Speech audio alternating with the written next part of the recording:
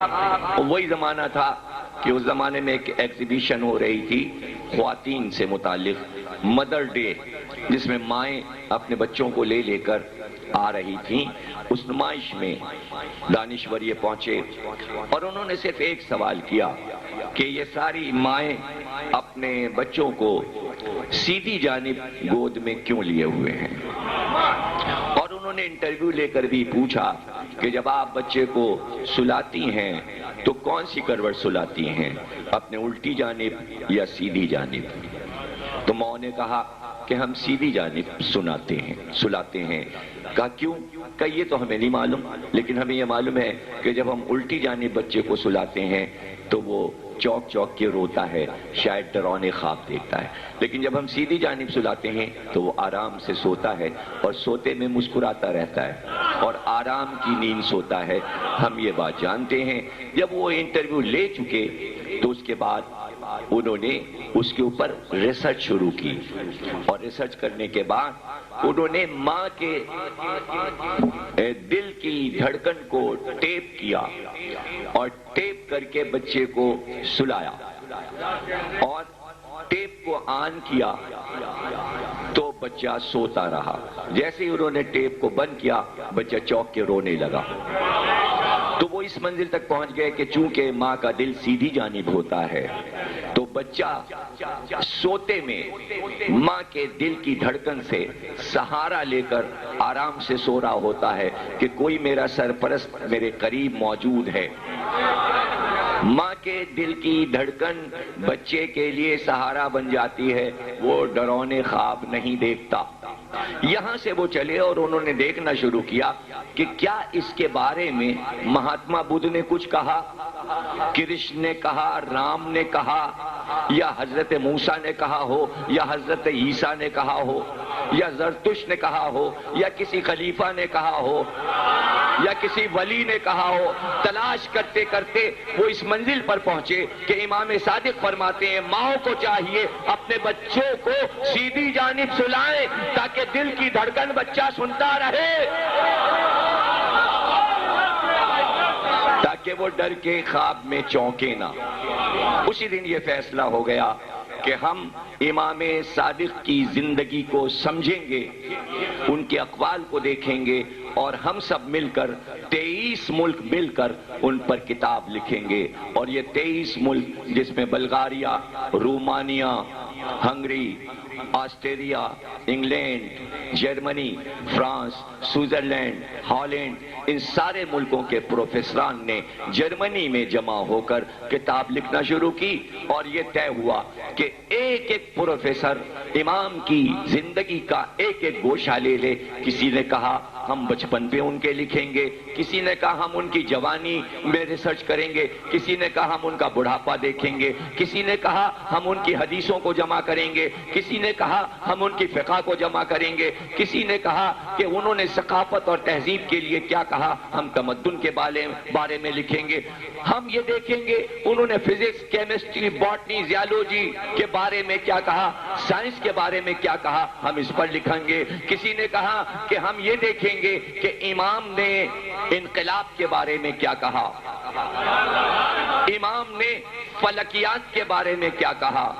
آفتاب و مہتاب اور ستارے اور دنیا کے بارے میں کیا کہا، ارضیات کے بارے میں کیا کہا، زمین کے اندر کیا ہے، پھولوں کے بارے میں کیا کہا، جانوروں کے بارے میں کیا کہا، انہوں نے عناصر اربع، آگ، ہوا، مٹی اور پانی کے بارے میں کیا کہا، انسان کے جسم کے بارے میں کیا کہا، ظاہری جسم کے بارے میں کیا کہا، اندرونی جسم کے بارے میں کیا کہا۔ اس طرح 23 نے ایک ایک موضوع بانٹ کر لکھنا شروع کیا، اور اس نے یہ کہا کہ ہم حق ادا کر دیں گے، کوئی چیز چھوڑیں گے نہیں جو نہ لکھیں۔ وہ عربی زبان کے بھی ماہر تھے، وہ فارسی زبان کے بھی ماہر تھے، وہ انگریزی زبان کے بھی ماہر تھے۔ ان کے لیے یہ آسانی تھی کہ عربی کتابیں بھی پڑھیں، فارسی کتابیں بھی پڑھیں، انگریزی کتابیں بھی پڑھیں، جرمن کتابیں بھی پڑھیں، فرینچ کتابیں بھی پڑھیں، اور تمام دنیا سے میٹر کھینچ کر لا کر ایک میز پر جمع کر کے کہا یہ امام صادق کے بارے میں میٹر ہے، اب ہم لکھنا شروع کرتے ہیں۔ اب ہم لکھنا شروع کرتے ہیں۔ حد یہ ہے کہ انہوں نے جب مکان بتایا تو یہ ریسرچ بھی کر لی کہ مکان کتنا بڑا تھا، اس مکان میں کمرے کتنے تھے، صدر دروازہ مشرق کی طرف تھا کہ مغرب کی طرف تھا، دہلیز کہاں سے شروع ہو کے کہاں ختم ہو جاتی تھی، باہر بیٹھنے کا کمرہ کیسا تھا، باہر کا وہ حصہ کھلا ہوا کہ جو میدان تھا جس میں کہ مدرسہ لگتا تھا وہ کتنا عظیم تھا، اس میں کتنے طالب علم آ سکتے تھے، مسجد نبوی کی طرف دروازہ کس طرح کھلتا تھا، پورے مکان کا نقشہ بنا کے دکھا دیا۔ دیکھیے ایسے کرتے ہیں ریسرچ، اس طرح کرتے ہیں ریسرچ۔ اور جب بچپن لکھا، بچپن بتایا تو کہا ابھی تو 5-6 برس کے ہیں، تو پہلے وہ پوری دنیا کی ریسرچ کرتی ہیں کہ 5, 6, 7, 8 برس کا بچہ جو ہوتا ہے اس کے عادات و اطوار کیا ہوتے ہیں، اس کی فطرت میں کیا ہے۔ تو کھیل تو اس کی فطرت میں ہے کہ وہ کھیل کی طرف مائل ہو جائے۔ تو کیا امام جو ایک قوم کا امام ہے اور وہ امام کا بیٹا ہے تو اس کے بچپن میں کیا یہ سب کچھ مل رہا ہے؟ کیا وہ بھی کھیلتا ہے؟ اب ریسرچ کر رہے نا، آپ کو بتا رہا ہوں ریسرچ ہوتی کیسے ہے، اور وہ اس منزل تک پہنچے کہ بھائی کھیل فطرت میں ہے۔ ظاہر 5-7 برس کی عمر میں بیٹھ کر وہ بڑے بڑے لیکچر نہیں دے گا، بڑی بڑی کتابیں نہیں لکھے گا، ہے وہ امام کا بیٹا، حالانکہ یہ سارے کام کر سکتا ہے، لیکن دنیا کے تصور میں نہیں آئے گا کہ کسی امام نے 5 برس میں 1,00,000 صفحے کی کتاب لکھی، ممبر پہ کوئی خطبہ دے دیا۔ بچہ ہے تو اس کو بچپن کے آئینے میں دیکھا جائے گا، لیکن یہ دیکھا جائے گا کہ عام دنیا کے بچوں کا بچپن